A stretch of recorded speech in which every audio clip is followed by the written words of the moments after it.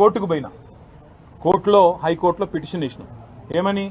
ఇది అక్రమ case, FIR తప్పు, ఎఫ్ఐఆర్ అనవసరపు సెక్షన్లు, అక్కరలేని సెక్షన్లు ఇష్టం వచ్చినట్టు పెట్టినారని చెప్పి వాదించినాం. సరే, కోర్టు ఏ కారణం చేతనైతే, ఎందుకంటే న్యాయ వ్యవస్థ మీద మాకు సంపూర్ణమైన గౌరవం ఉంది, న్యాయమూర్తుల మీద సంపూర్ణమైన విశ్వాసం కూడా ఉంది. ఇవాళ హైకోర్టులో మాకు తీర్పు కేవలం క్వాష్ పిటిషన్ కొట్టేసినారు.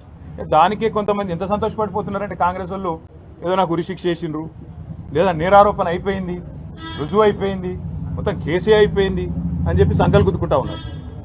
ఆ సన్నాసులకు నేను చెప్పేది ఏంటంటే, ఇది స్టార్టింగే, ఇప్పుడేం తాగమైతే ఎట్లా?